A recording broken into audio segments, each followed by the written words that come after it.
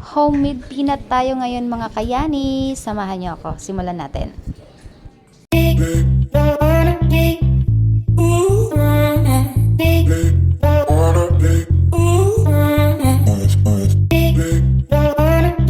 Maglalagay tayo guys ng oil. Enough lang guys to cover our peanut. Yan. Nasa sa inyo kung gaano kadami. Canola oil guys yung aking ginamit. So, painitin ko lang to guys.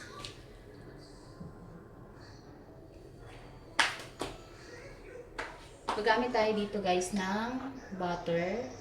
Ayan. Mamaya natin yung ilalagay. And then yung ating half kilo na peanut. Ito yung pinili ko guys na peanut. Yung walang balat. Pero pwede kayong gumamit ng may balat kung gusto nyo. And guys, mainit na tong ating mantika. Lutuin na natin yung ating peanut. Dito guys, sa pagluluto, kailangan lagi tayo naghahalo. So, huwag nyo siya titigilang kakahalo para pantay yung kanyang luto.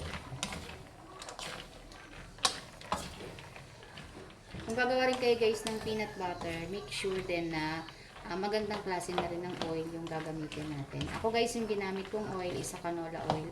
Pwede kayong gumamit ng vegetable oil. Yan, yung mga hindi mabilis manigas. Yung ating oil na gagamitin. Kasi papalaman natin to sa ating mga tinapay or pwede natin siyang papakin. So, ayan guys. Lutuin lang natin tong ating peanut bago natin isunod yung ating ibang ingredients.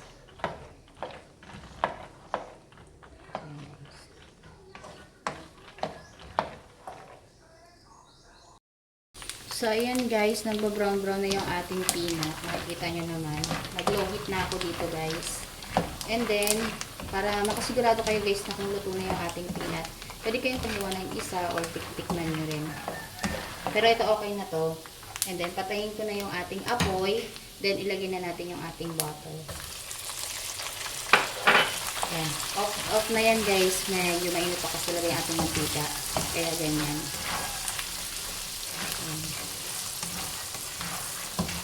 Papalamigin lang natin to guys. And then babalikan natin mamaya. To finish guys, ayan, matutunaw na yung ating, meron tayong ditong sugar. So maglagay tayo ng sugar. Siguro mga dark sugar guys yung ginamit ko. Ayan. Mga 2 tablespoon or 3 tablespoon para hindi siya masyadong matamis. Ayan. So sa inyo guys, preference nyo na yan kung gaano karami yung asukal na gusto nyo ilagay.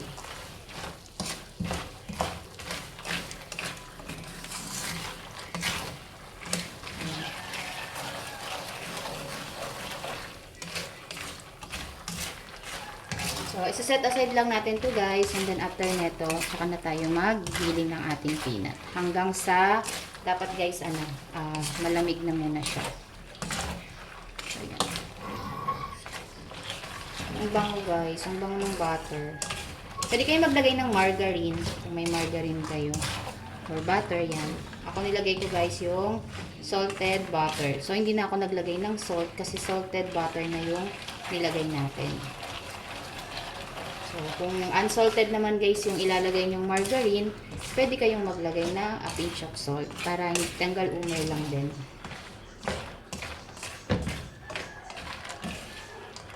So, ito na siya guys. Palalamigin lang muna natin.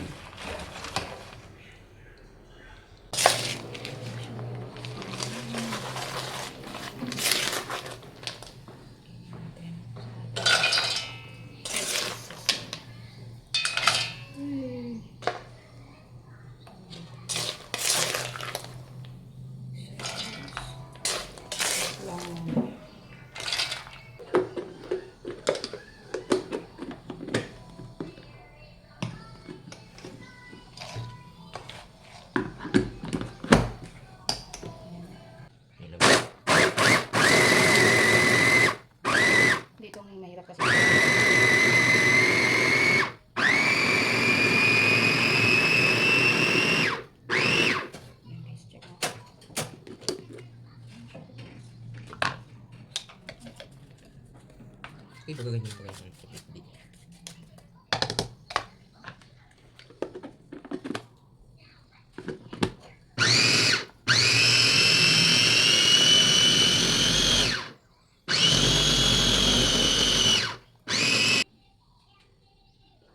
Huwag mo ng spatula. Okay naman. Straight.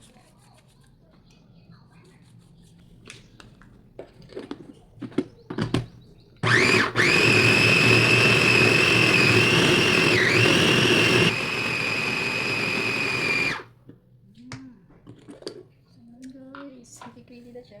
Malapit. Hindi na siya. Okay. Alaman. Alam na siya. Kaya lang. Oh.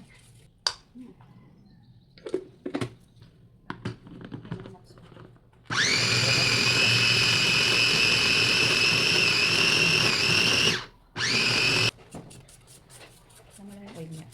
Dami pa.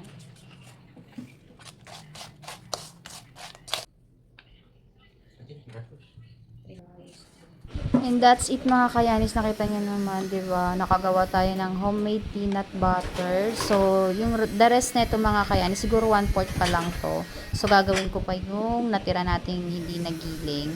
So, ayan mga kayanis, salamat sa pagsama sa ating paggawa ng homemade peanut butter. O, 'di ba? Ang creamy.